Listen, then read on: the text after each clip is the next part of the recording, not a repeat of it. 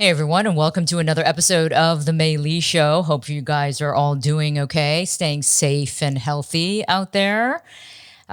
Speaking of which, it is July 13th.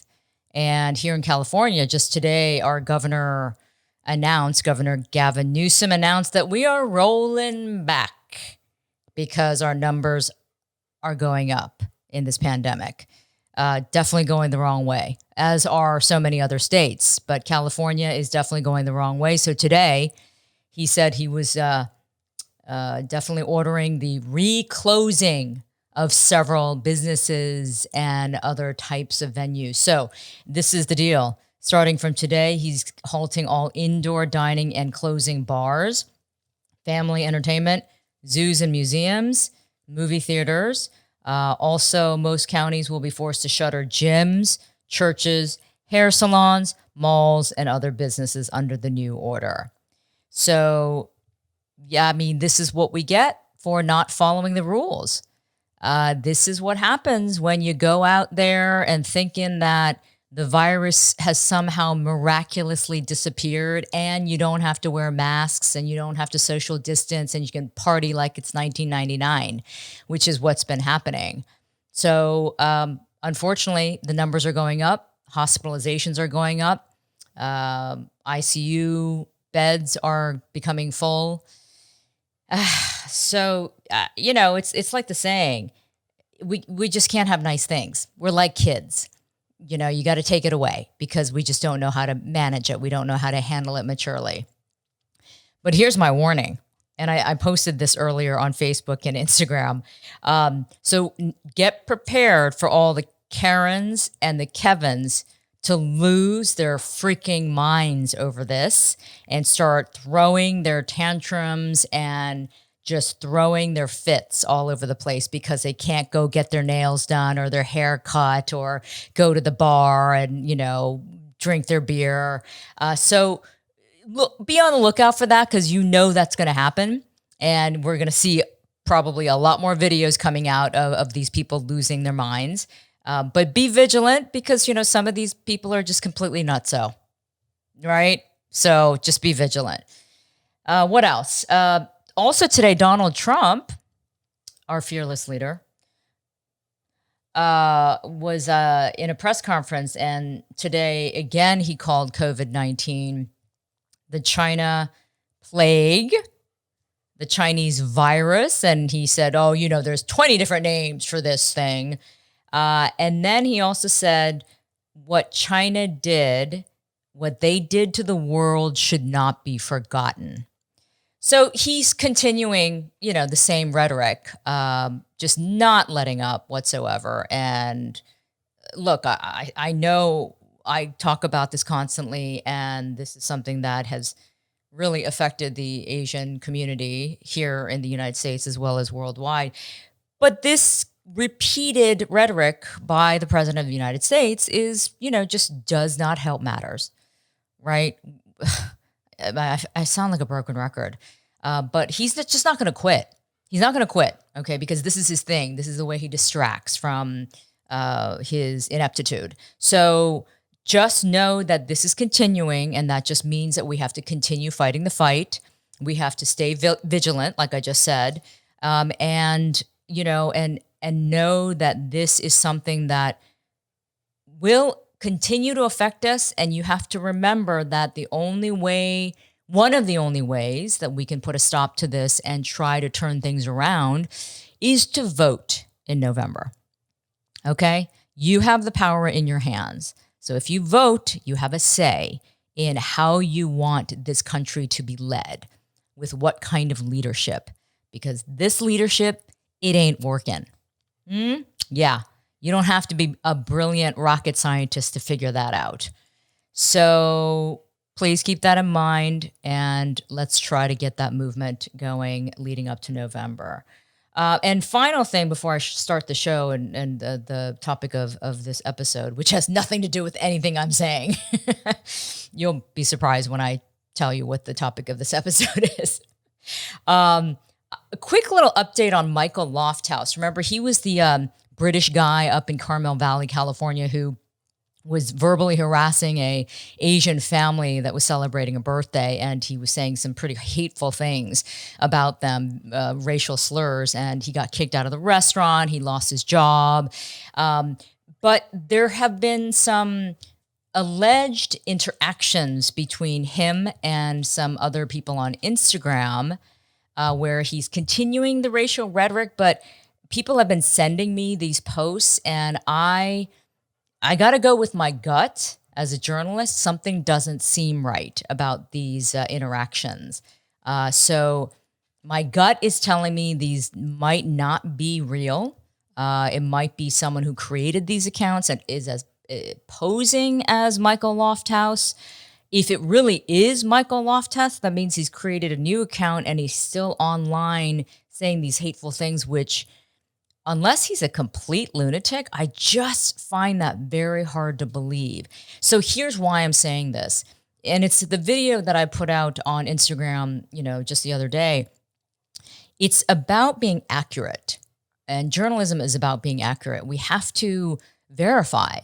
We have to confirm the information. And sometimes it takes a little bit longer than others, other stories. But, there are many other platforms. And I know, social media, that's the danger of it. People just want to put something out immediately because it's sensational, or they know it's going to go viral and they know it's going to stir things up. But it's dangerous because if it's not accurate, then it's already gotten out there and it's misinformation. That's why we have this era of fake news, right? So I've been trying to dig. I'm not finding much in terms of verification. So if any of you know that for sure, that you can confirm that this is indeed Michael Lofthouse, please let me know. One of the people who apparently had this interaction with the alleged Michael Lofthouse, I pressed her on it. I said, "Are you sure? How do you know for sure?" And she said, finally, I'm not totally sure. So I will do some digging myself.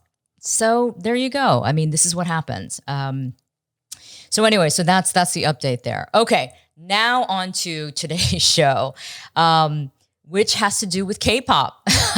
I told you it had nothing to do with what I just talked about at the top of the show. Yeah, I'm talking about Kpop today. And the reason being is, as a lot of you know, K-pop fans have really grown in numbers, but they've also grown in power and influence. And recently, that's shown up in the form of activism. It's been really fascinating. And during the Black Lives Matter movement, the height of it, and of course, that's still continuing. But at one point, BTS, of course, the biggest K-pop group around, if you don't know who BTS is, you've been living under a rock. They decided to donate $1 million to Black Lives Matter. And within 24 hours, the BTS army, as they're called, the fans of BTS, raised another $1 million. And that was amazing, impressive, and it really proved that the fans of BTS, they're committed, they're loyal, and they, want to follow, in the footsteps of their favorite band. And it's great that BTS is setting an example like that.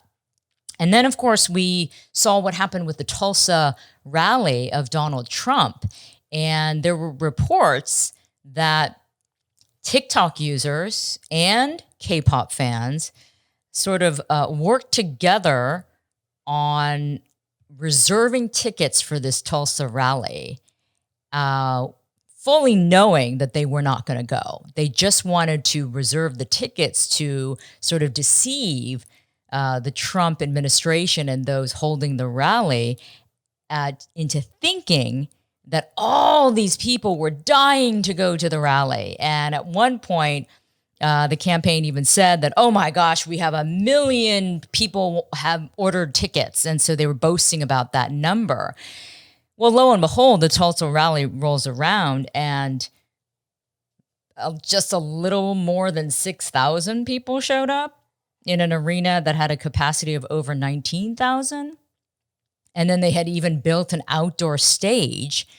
saying that, thinking that there were going to be so many people that they had to deal with an overflow crowd. Well, they didn't even use that stage because not that many people showed up. So there's some debate over whether or not the TikTok and K-pop fans really had that much influence in terms of making that much of a difference with those numbers. But many TikTok users and K-pop fans have admitted that they did go online to order the tickets with the full intention of throwing the rally off. So again, those are two very recent big examples of how these younger fans and of K-pop are using their fandom and using it knowing that they have some power to make a difference. And I just find that fascinating. So then all of a sudden I get this newsletter from USC. Again, as you know, I'm an adjunct professor there.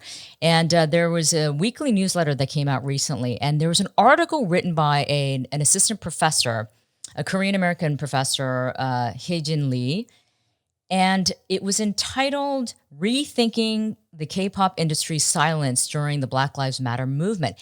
And this article was so fascinating as I read it because she talks about the history of K-pop, the industry, the restrictions that it once had, and it still does today to a certain extent. But because of its global growth and popularity and the diversity of its fan base, and the fact that the fan base is becoming much more educated and informed about things that matter, like Black Lives Matter and like politics and social issues. They're definitely leading the way. The fans are. They're leading the way in carving out a path of how they want to use their influence and power. So this article was so interesting that I was like, I got to talk to this professor because she goes into this deep. Like, it's not just some shallow look at the K-pop fan base. She really went into the history and the evolution of the industry because of the fans and how the industry is continuing to try to find its way, having come from kind of a conservative industry. You know, the Korean music industry, entertainment industry is very controlled. So I invited her to come on the show. I spoke to her just a couple of days ago and did this interview. So she is, again, Hye Jin Lee. She's the clinical assistant professor of communication at USC Annenberg. All right. Well, Professor Lee, thank you so much for coming on my show. It's good to meet you. Yeah, good to meet you too. And thank you so much for having me on your show. Yeah, it's great that we're fellow USC Annenberg professors. Although I have to say, I am not a PhD like you. So you're much smarter than me. No, it's just a degree you get after writing a long, document. Exactly. So. That's why I don't have one. Okay. Anyway, well, Hye Jin, let's begin with the whole idea of K-pop and, the evolution of K-pop. What I loved about the article that you wrote in the USC newsletter that I read is that you really started explaining that there's a lot of history and depth to K-pop and how it began and what it represents. Sorry, my dog, of course, wants to join in on the conversation. You begin the article by saying, I'm a scholar of popular culture, and my research on K-pop shows how the K-pop industry's conventional practice of shying away from political issues is currently being challenged by the more politically vocal and engaged fans at the moment of Black Lives Matter. So historically, K-pop has never been involved in any social or political movements, right?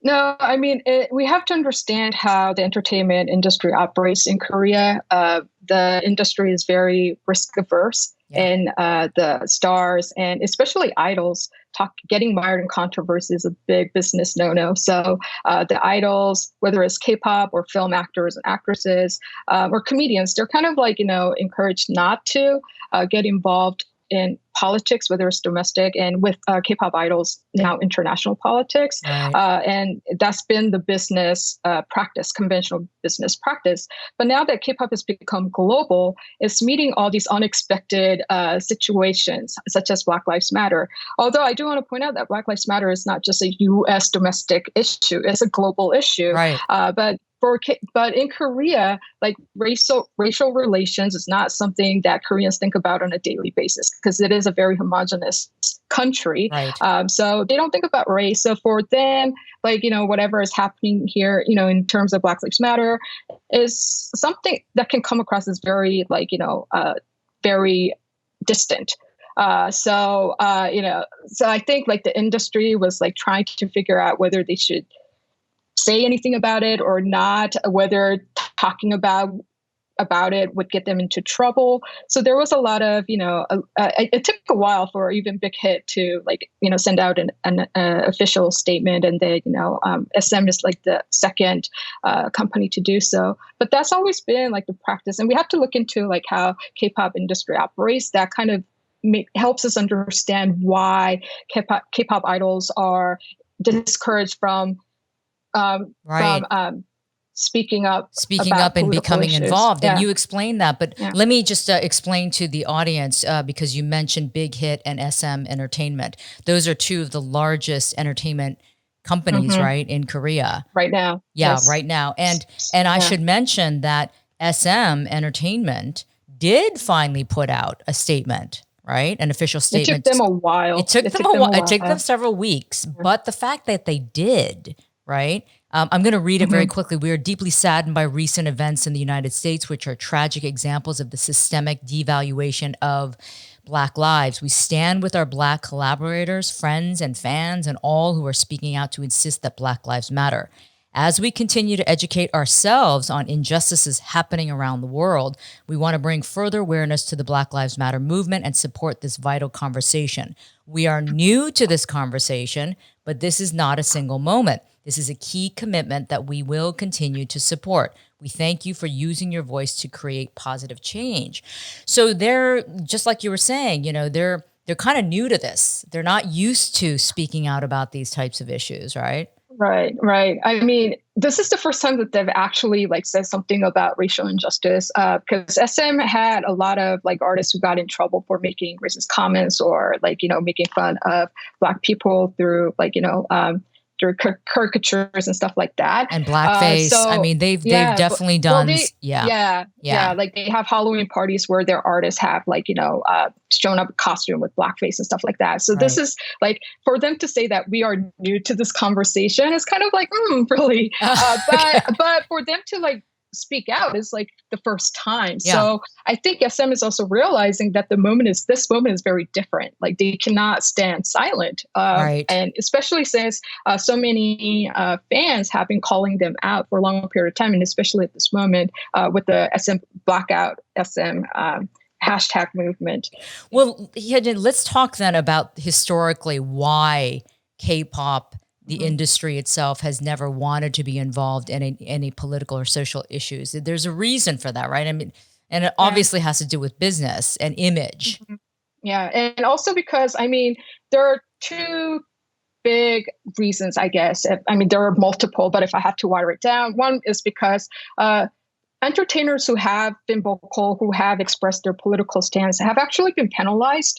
They had to face repercussions. And we saw that with the reveal of a blacklist that came out in the former president, Park Geun-hye's administration, that actors, actresses, or comedians, entertainers who were involved in projects that was critical of the government would be blacklisted. So they would have difficulty getting, jobs that they want, stuff like that. So there were real repercussions that made the industry to be very, very hesitant and reluctant to be politically involved. So that's one. Okay. Second one has to do with the K-pop industry itself.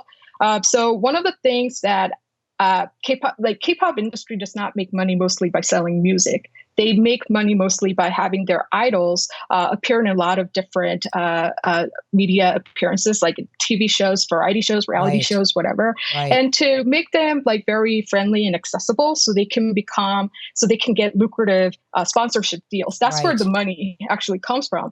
In order for them to get those lucrative deals, they can't be controversial figures, meaning that they shouldn't have clear political positions. Yeah. So that's why we don't really see a whole lot of K-pop idols being vocal about a lot of controversial issues, not only about politics, but about, let's say, LGBTQ issues or feminism, stuff like that. I mean, we're talking about a $5 billion industry, right? So we're talking about a lot of money at stake. So what then has shifted so much so that now we are seeing K-pop bands, and of course their fans rallying behind these issues like Black Lives Matter, like the Donald Trump rally in Tulsa, right? Part of the reason why they say people didn't show up was because K-pop fans, as well as TikTok users, bought all the tickets and then they didn't show up. So what's happening that's changing the dynamics and the course of these fans and what the influence of K-pop is? So I don't think that is the K-pop industry leading the way, encouraging the fans to become more politically active. I think the industry itself is responding to what fans are doing, sending out statement. It's not because the industry is taking initiative and saying, hey, we're going to be part of the movement. We'll be part of the social change. I don't think, and I want you guys to join us. I don't think that's happening. I think it's just a response to what they see with how fans are getting involved in all these movements. So that's, so I think that needs to be made clear. With the Black Lives Movement, I think it has to do with the K-pop industry realizing where their core fandom base is, and then also kind of acknowledging that they have borrowed a lot from Black music and Black artists. And, it's a way of saying, okay, we understand where we're coming from. And it might be like a performative gesture. It might not really, for them to like send out statement. Even the statement that you read out by SM Entertainment is kind of vague. They're saying that we understand what's going on and we'll be part of the conversation. But in what ways are they going to be part of the conversation? What no specifics. Are they going to enact? No specifics, right, exactly. So they understand that it's important for them to side with the fans who are part of the movement. But, the wordings are vague. The wordings are very tame, too. So they're not really at the forefront and saying, hey, like, follow us. It's the fans who are actually and we'll get into fandom a little bit later, but it's the fans who are kind of like being part of the movement, and then the industry kind of responding to that because they understand that they need to they need to stand by their fans in order to become to continuously be successful in the U.S. market. You mentioned just briefly that K-pop does give credit to Black culture, Black music, that has influenced the music of K-pop, right? And so even I think the head of SM, I believe, the founder of SM Entertainment, he acknowledged that there is a connection to K-pop, which is based on Black music.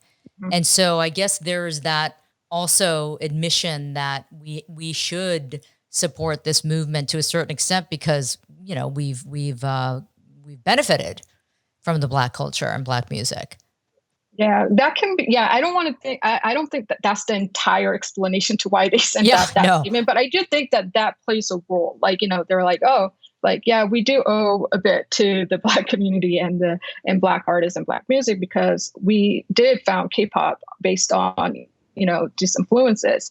So that can be one reason. But I don't think it's the entire reason. There are other factors at play for them to send out that statement. Well, again, let's talk about the fan base. I mean, it really does have to do with the fact that their fans are the ones, like you said, they're kind of leading the way in trying to become more involved in these social and political movements, right? So therefore, they're sort of following their fan base to a certain extent to show that, okay, we're going to support you in this.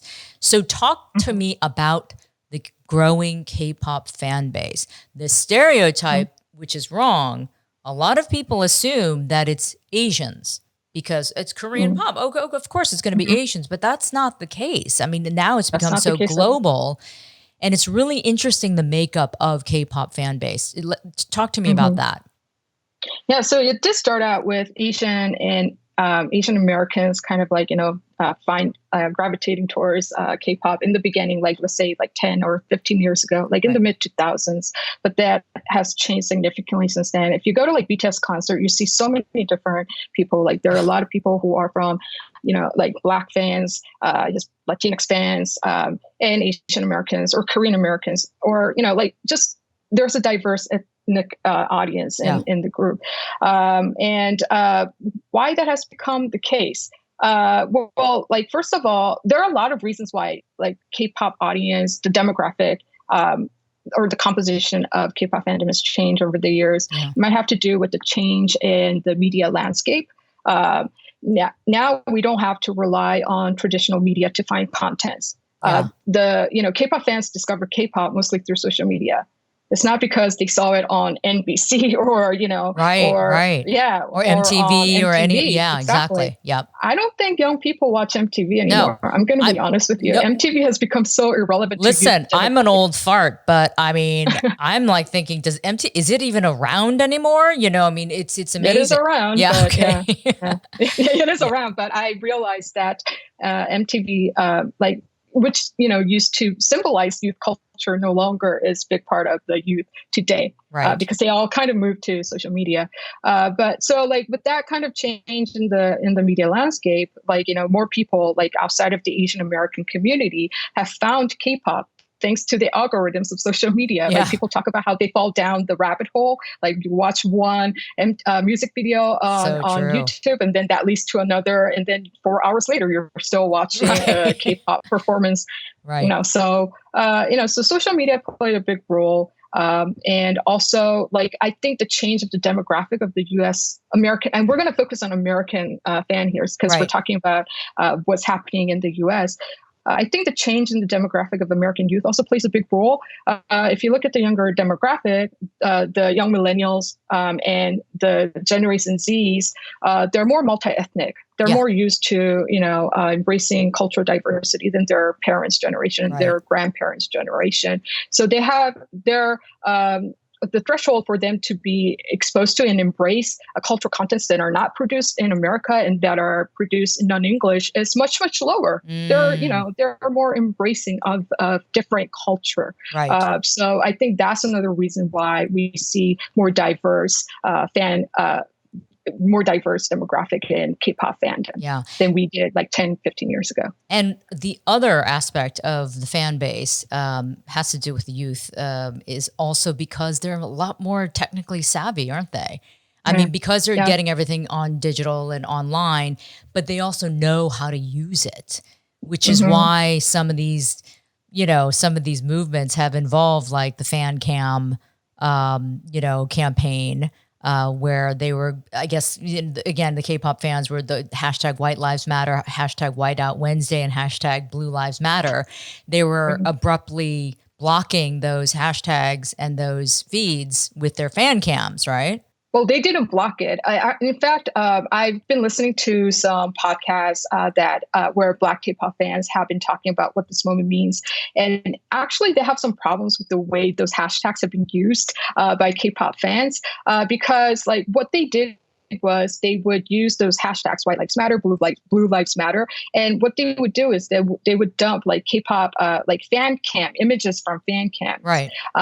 But still using the White Lives Matter hashtag. So that hashtag, that problematic hashtag, or those problematic hashtags would continue to trend. But when you click it, you'll just see K-pop images. Okay. So, it's like, that's problematic. That's not really clearly thought out, but it has somehow been celebrated as a form of a very progressive movement, which not all Black K-pop fans would agree with. Oh, interesting. Okay. Okay. Because it was seen as a form of resistance and blocking, this kind of white movement that we were seeing online. Okay. It's so interesting when you look at the different perspectives and how it's interpreted, right? It's not all the same, is it? Yeah. No. That's why. And we got to pay attention to how Black K-pop fans are, like, understanding this moment. And I'm trying to, I'm trying to listen more than to, like, put my thoughts out there, like, to try to get a better understanding of what this means to them. So, and I think that's what we need to do right now. Well, initially, what are you hearing then? Are they, like you said, you just mentioned this fan cam thing where they're saying, well, it wasn't, ideal.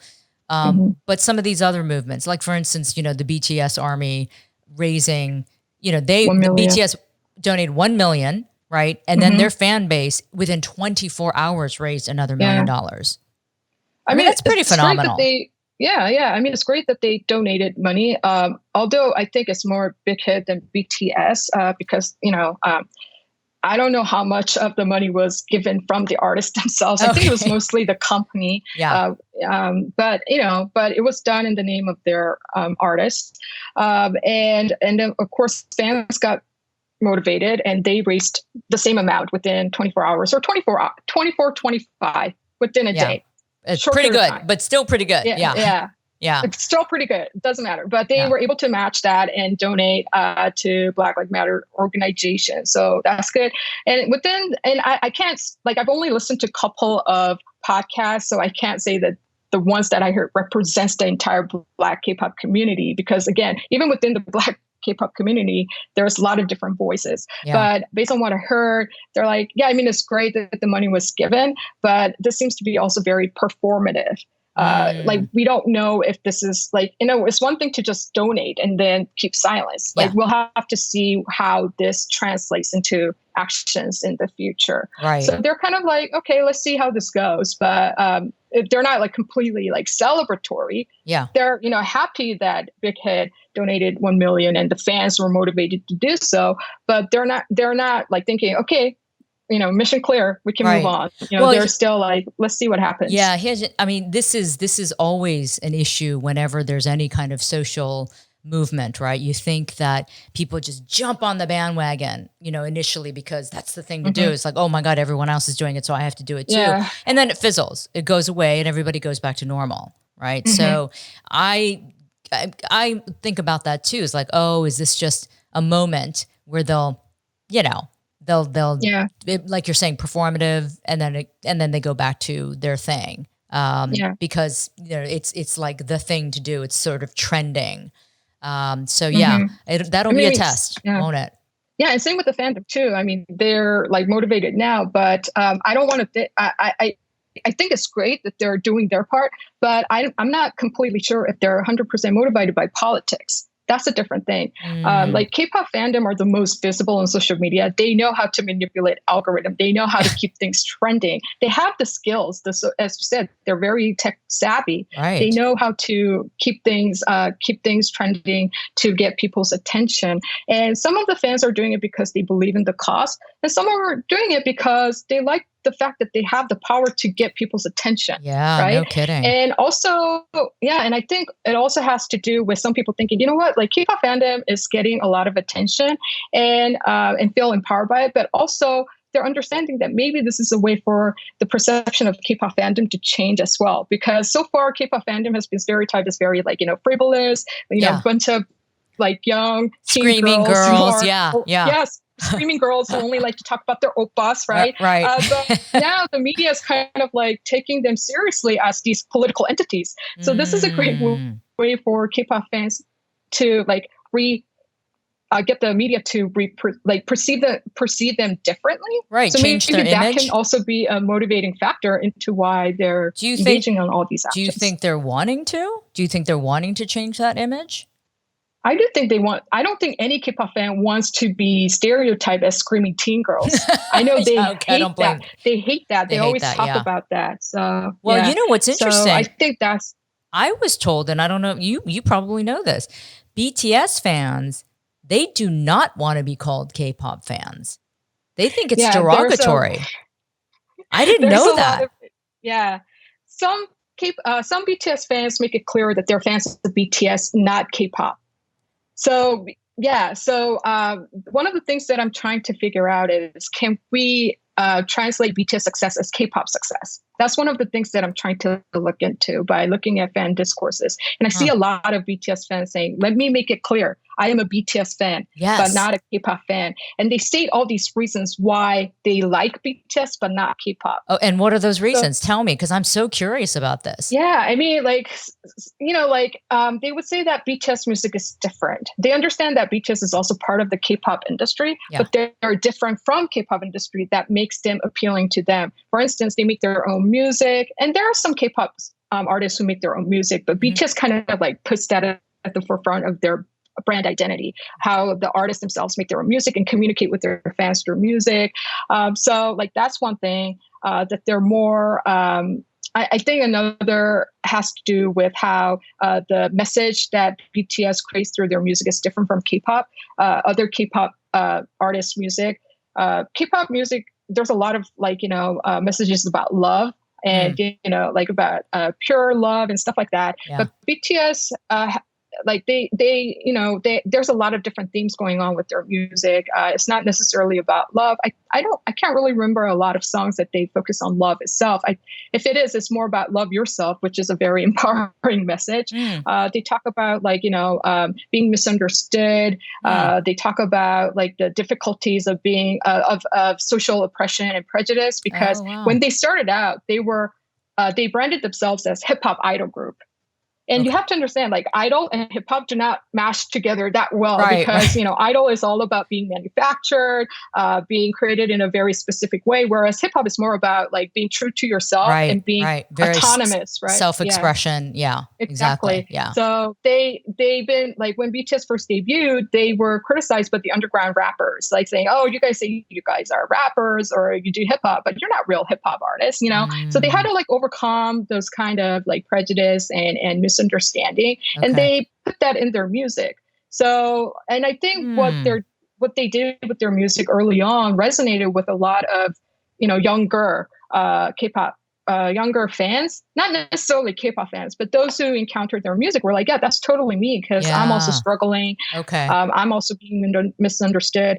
And the fact that BTS started, like Big Hit is now one of the biggest K-pop company, but when it started, it was not. It was a small company, and BTS was the only artist that they had signed with. Oh, wow. So there was no guarantee that BTS would survive in 3 years, 5 years, or Big Hit would exist in 3 years, 5 years. Wow. So they were they were underdogs. They were underdogs, and they didn't have any, they were not getting a lot of opportunities to be on Korean television shows like artists from SM Entertainment or YG or JYP.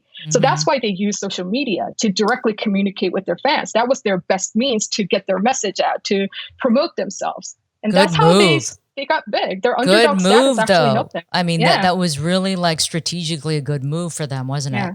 Yeah. I don't think they expected them to blow up this big, but that was their best choice. And RM, Suga, or any of the BTS members would directly communicate with their fans and talk about the struggles, and also like openly sharing about like the uncertainty of the future. Because in the K-pop industry, like just because you debut does not mean that you're good to go. Like even those who have debuted, who already released an album, there's a lot of uncertainties whether your career will continue to flourish or whether you'll be able to continue to be a part of the entertainment industry down the road. Right.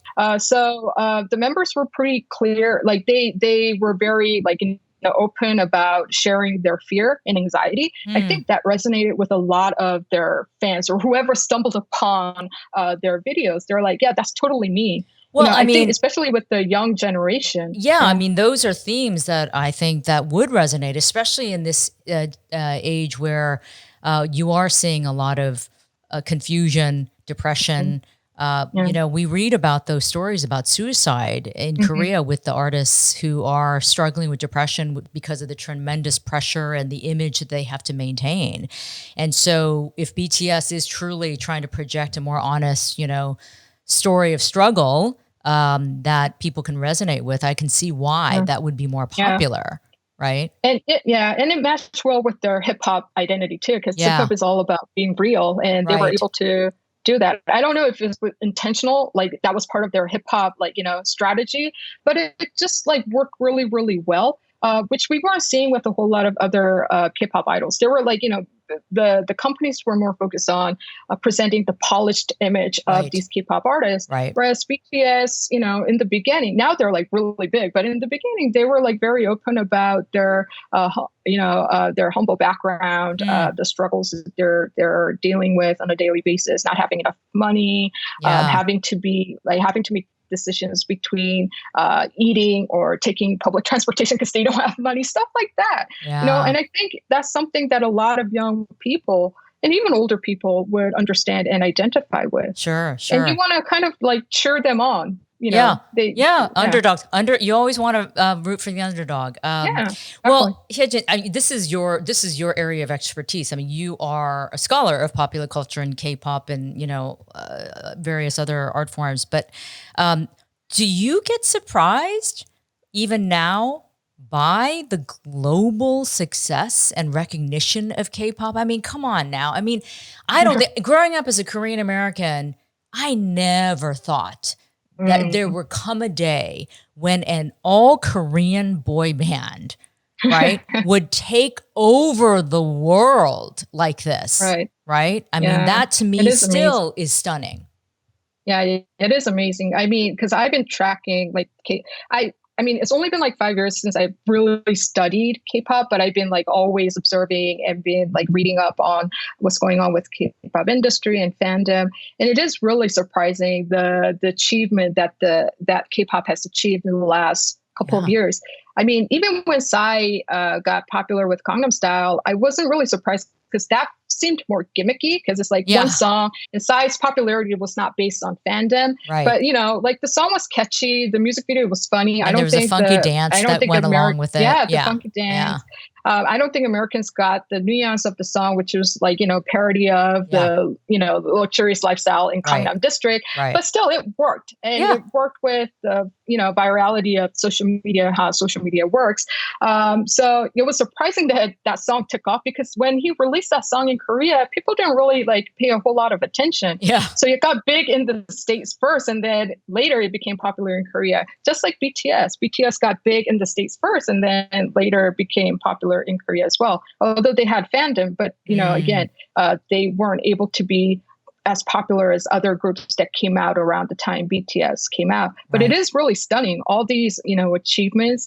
Korea has a population, I think like the Korean population is like 0.7 of the entire population. It's a small country. Yeah, totally. For a small country to come up with this kind of cultural product that, a lot of people like. It is very mind-blowing for sure. Yeah, it really is. Yeah, it really is. And like you said before, the diversity of their fan base is pretty stunning as well. Let's just take it back before we wrap up to the whole idea of the influence of the fan base of K-pop and, and all of these different groups.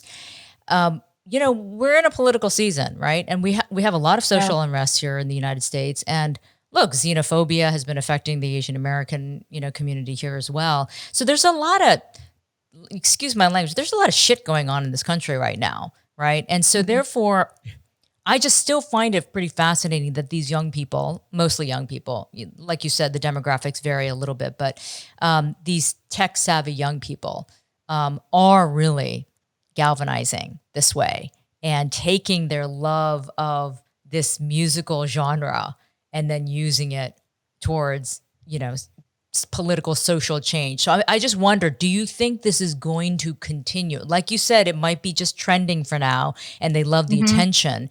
But do you think because they now realize, wow, as young people, this young generation, we can make a difference. So maybe we do need to harness this and use it for good. Do you see that continuing? Yeah, I mean, like fandom, and this is not just like limited to or confined to K-pop fandom. Like fandom of all kinds have always, tried to mobilize their passion and their interest in particular celebrity or cultural product for something good. Yeah. Although there are a lot of problems within the fandom as well, including K-pop fandom. There's been a lot of like anti-Blackness and racism within K-pop fandom that K-pop fandom also needs to kind of reflect and try to make changes. But I think with younger generation using their passion for something that they love for greater social change is not new. And I feel like it's going to continue. It can be K-pop fandom now, but it can be another fandom that is at the forefront in making social changes. Although I do want to say that K-pop fandom is not at the forefront of making social changes. I think that's more of the journalist discourse because they're seeing this happening and they're excited. They want to know what's going on. And it's a good, headline grabber.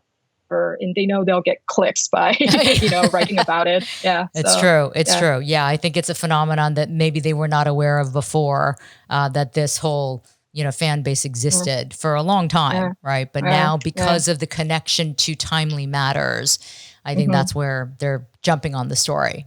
But final question then, Hye Jin, do you think that K-pop and I should separate K-pop fans and BTS fans since that's the way they like it.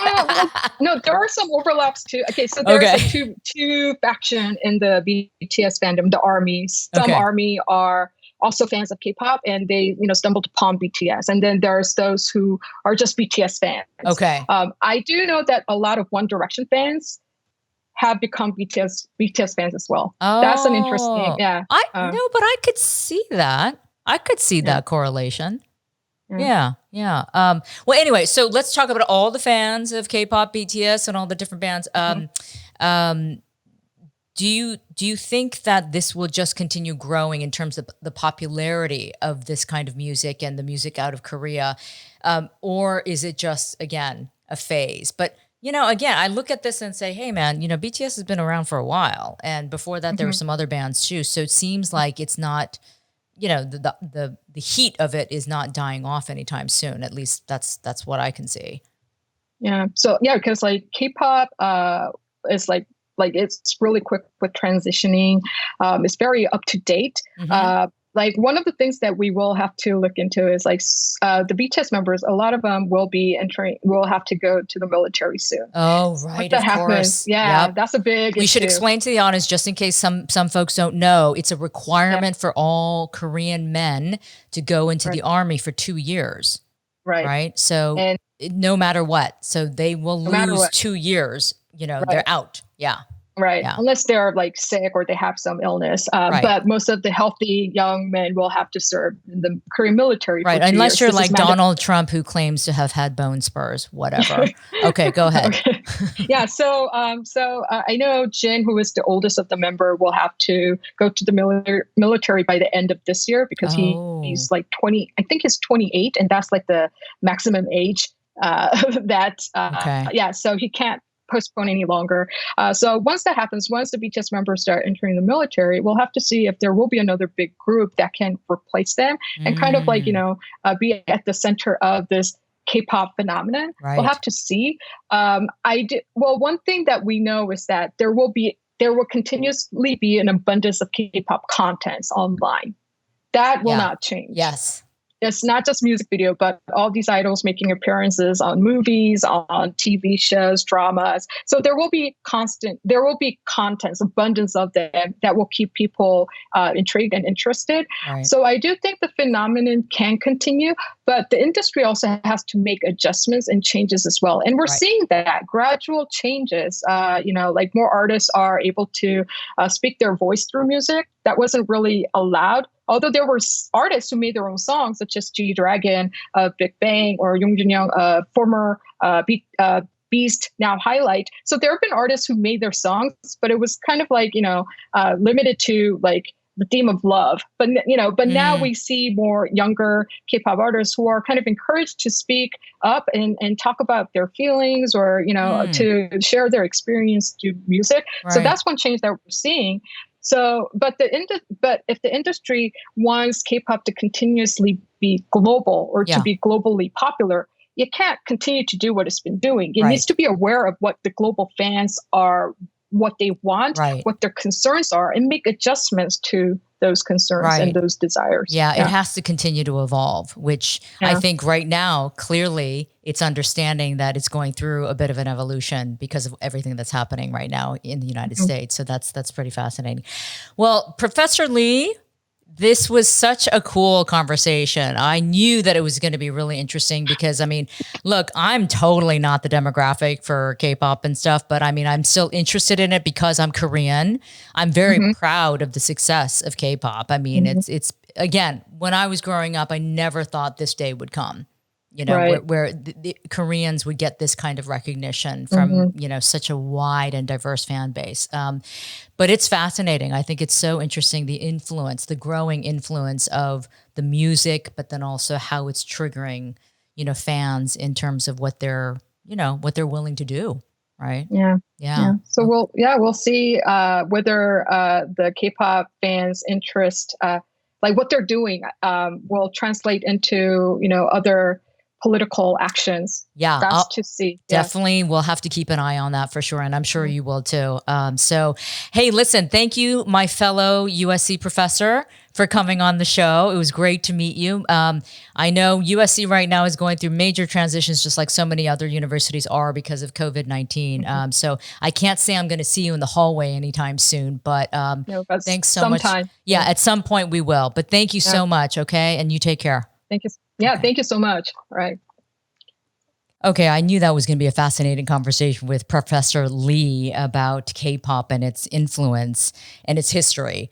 But now I want to move to a more personal perspective, and that is to talk to a K-pop fan, a really avid, loyal fan, because I want to get that perspective of why they are such a super fan, what it is about K-pop. And this particular fan is a huge BTS fan.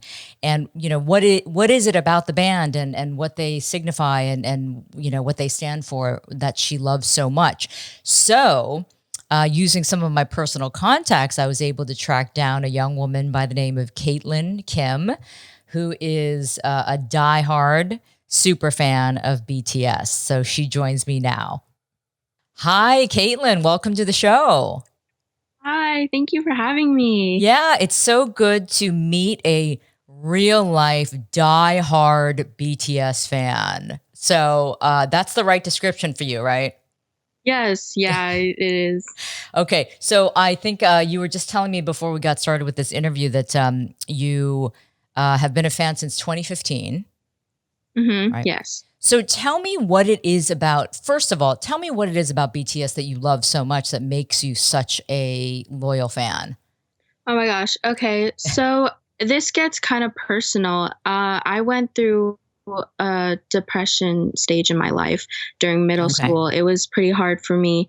And one of their messages is being able to love yourself and being a part of that. And they have an established, you know, part in that. So they really speak out on telling you how to love yourself and finding yourself and being true to who you are and having the confidence in that. And their music speaks loudly with that, and they do as well. So that's one of the things that first got me really connected with BTS. So I think that was truly what gravitated me towards them.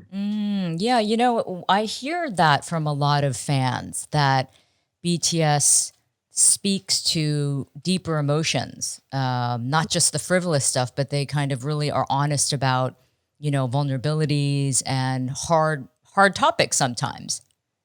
Yes, yeah. Yeah, okay. And for me, it was good because it wasn't just like, you know, listening to songs about like heartbreak and going through love, because like you have a bunch of artists who do that and it's amazing, but like this really spoke to me because it was deep down true to like what a lot of people go through. So by listening to their music when you were going through this dark time, it helped you? How did it help? Tell me how it helped you.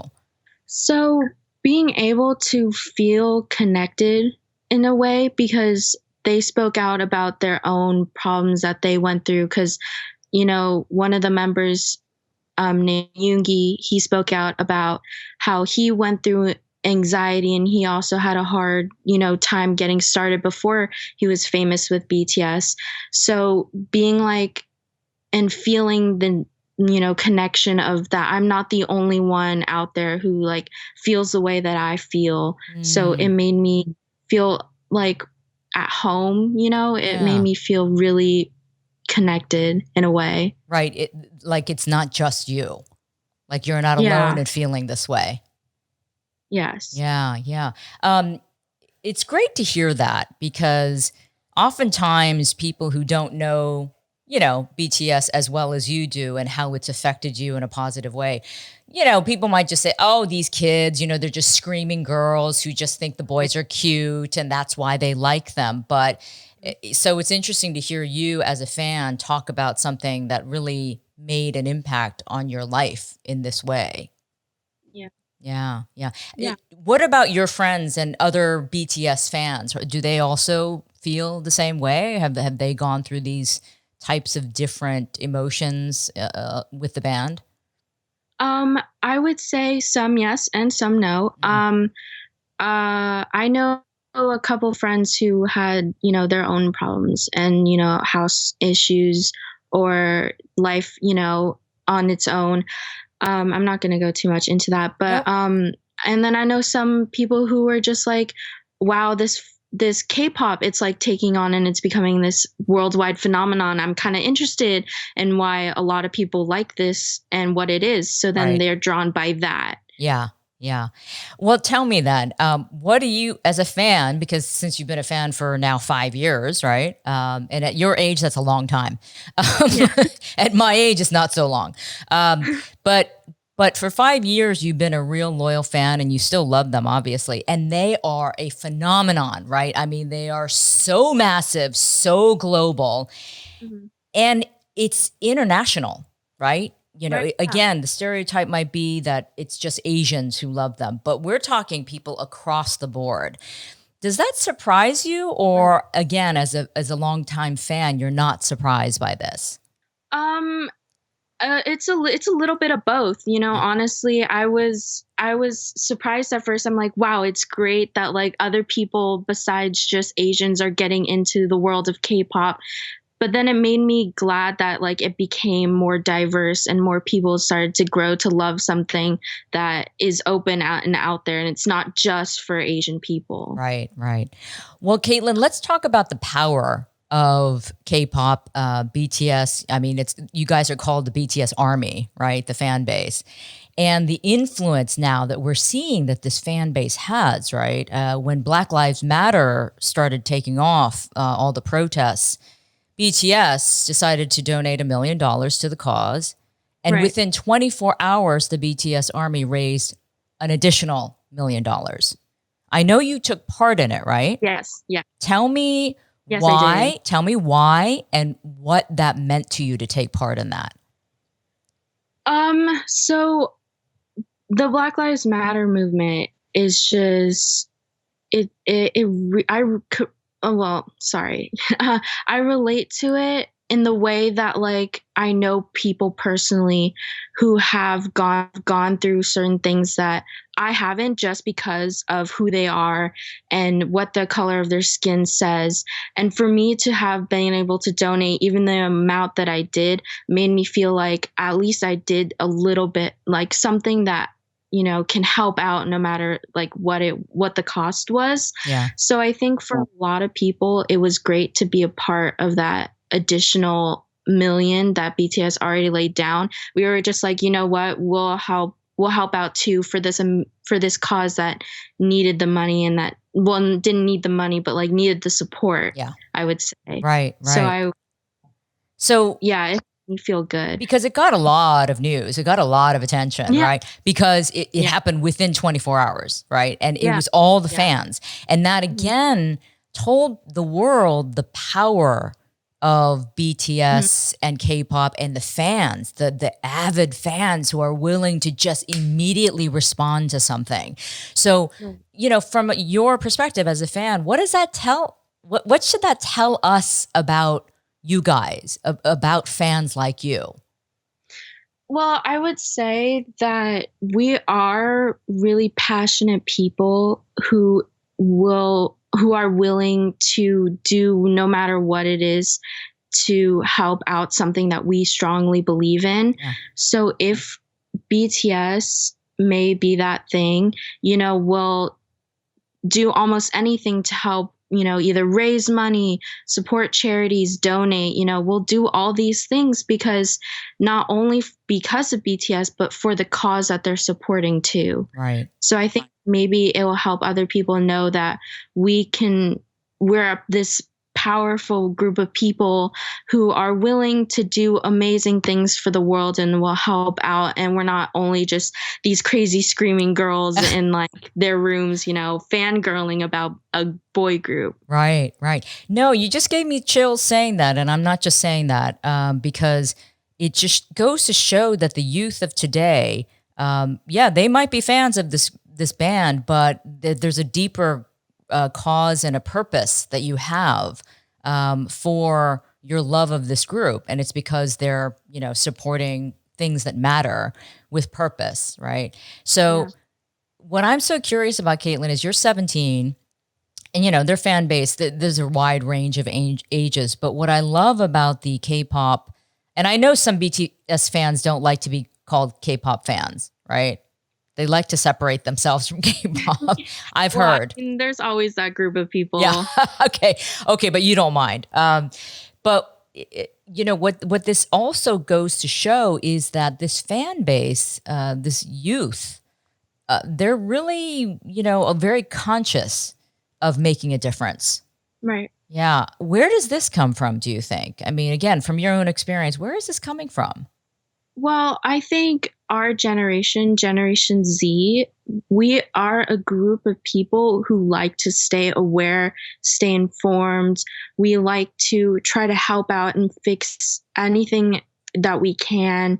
You know, if we see like some problem, whether it be a really big global problem or if it's just like one person that we are friends with, you know, we want to try and be compassionate people and we want to try to help out as many people as we can. Yeah. And do you feel this from your other friends, your other peers? Is this sort of a common feeling that you see and hear about? I would say so, yeah, because I have a lot of friends who are out there being advocates, you know, being out on the streets, protesting, you know, doing all these things. And I feel like it's not just me who feels this way. Yeah. Yeah. Wow. That gives me so much hope, I have to tell you, because there's so much bad in the world right now, right? And there's so much negativity. There's so much division, a lot of hatred. And as Asians, you know, I think you and I can definitely connect on this level for sure, is that there's been a lot of hatred towards Asians because of COVID-19, as we all know. So to hear that the youth is becoming so much more aware of what's going on around them, and that even though they can be fans of this cute boy band who puts out rockin' music, they still have a mission and a purpose that they are focusing on. So that's an amazing combination. And I love to see and hear that. Okay. So tell me this then, you know, again, BTS is very aware and active, you know, in certain areas. So do you try to follow them in terms of whatever they do? I mean, is this something that is so deeply entrenched in, you know, who you are, that this is really a part of you and your identity? Right. For me, they have taken up quite a lot of my time, I would say, and some people consider it a big problem, but to me, I try to stay on. I try to stay on top of everything as much as I can. You know, keeping active on Twitter is where they post a lot of pictures and what they're doing. They also have this app under Big Hit, which is called Weverse, and that's where they it's more just BTS and it's more intimate. They're I'm more active there, I would say, with fans. So I always try to keep up, but you know, there's only so much I can take in. Yeah.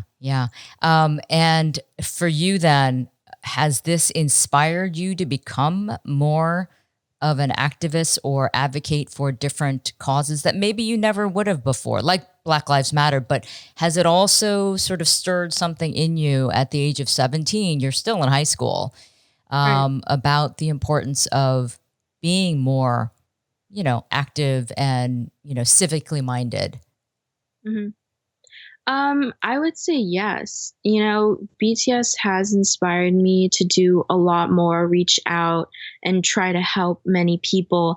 And I would say before then, I probably would have done here and there, but now it's making me want to be more active and, you know, try to help as much as I can. And, you know, again, like I said, branch out more. Yeah. So I think for sure they've inspired me a lot. Okay. So who's your favorite band member? Do you have a favorite band member? I love them all. I respect them all much, but I do. I have a favorite. His name is Yoongi, or his stage name is Suga. And yeah, he's my favorite, I would say. Okay. I have no idea which one that is. So Okay. I'll have to look him up. Yeah. So he's one of the 3 rappers in the group. Oh, okay. So there's, as you may know, there's 7 members. Yep. And there are 4 singers and 3 rappers. And he is one of the 3 rappers in the group. Okay. Okay. And I'm assuming you've seen them in concert. Yes, I have. Yeah. How many times have you seen them? Oh my gosh. I don't even know. Oh, really? Like, that many? Yeah, a little bit. 5. Oh, that's maybe. pretty good. Yeah. I try to not. Have they even toured? I mean, I don't know. See, this is how ignorant I am when it comes to, have they even toured that much in the US? Yeah. Okay. They have, and they did, and even in their early days, they came to the US for KCON. Yes. Do you know? Yes, of course. I have been to KCON. I had to cover KCON I think it was the first year they were doing it in LA. So it was a few years ago, and okay, this is how I'm like an old lady. I took my niece to the concert, and I had to wear earplugs because it was so loud. I mean, the screaming never stopped. Oh yeah, I have lost my voice before after concerts. I am not surprised by that at all, Caitlyn. I mean, I couldn't believe the amount of screaming and literally nonstop screaming. But the enthusiasm, which is what I loved, and when I looked around, again, even back then, this was at least 5 years ago, even back then, it was a kind of a very diverse crowd of fans, right? It wasn't all Asian. I saw this white girl singing with her parents were sitting, of course. I think they had earplugs on too, but she was singing the Korean lyrics to some of these K-pop bands. I was totally impressed. Yeah, I know a lot of people who don't speak Korean who have taught themselves to learn how to speak Korean, and I'm like, that's really impressive.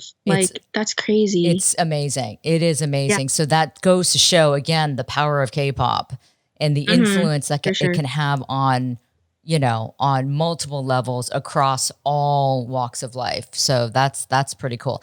Okay, so you've seen them multiple times in concert. What's the craziest thing you've done as a BTS fan? Anything that comes to mind, either writing like a weird letter to one of them, or trying to go see them, or trying to, Come on, Caitlyn. As a crazy fan, anything that you've done? There's yes, and I don't know if this is considered that crazy, but so when they fly in for concerts in LA, they go through LAX. Okay. And I have tried before to may or may not have shown up at the airport at the time that they landed to see them walk into their cars and drive away to the venue or to their hotel. So You may have tried to do that, huh? Yeah, I may have tried to get up kind of close and try to, see them a little bit closer. And if you may have done that, did you did you catch a glimpse? Were you successful in catching a glimpse? Yes. They may or may not have walked past me, and I may or may not have captured that. Oh, that's a good one, Caitlyn. Good for you. At least you got it. Yeah, I know. Wow. Sometimes, I was afraid that I might be a little shell-shocked, and I would have just stood there and just watched them walk by. But somehow I made it to my phone and brought it out and was like, I just pulled them. What? Okay, and I hope you posted that.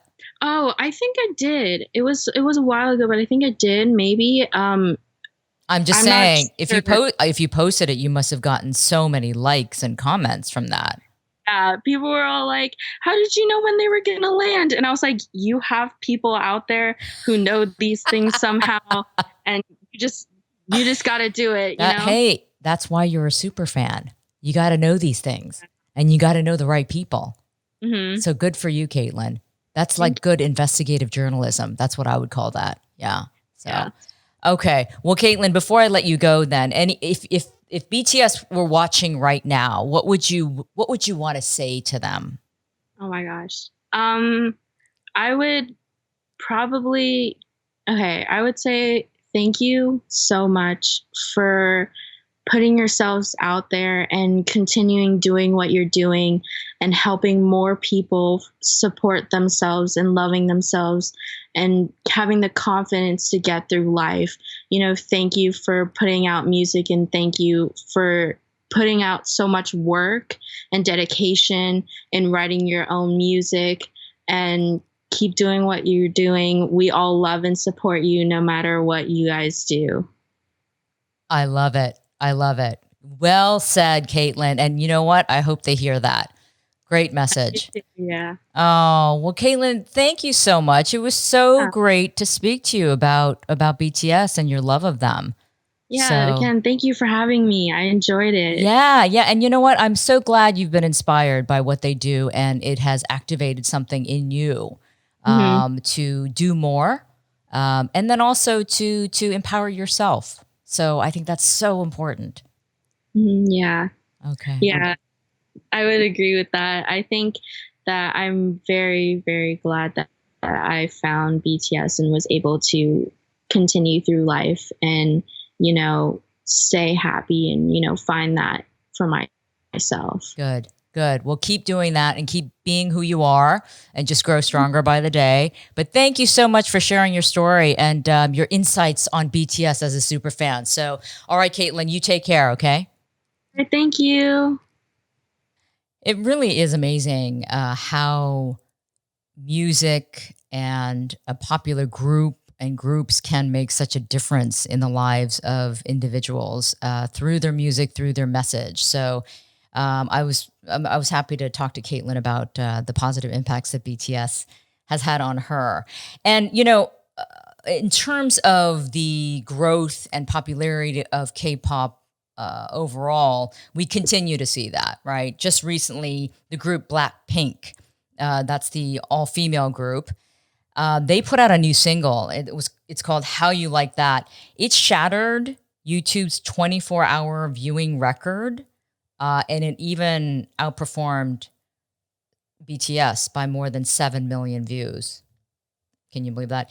It tallied more than 82 million views during the 24-hour span of the video's release. Incredible.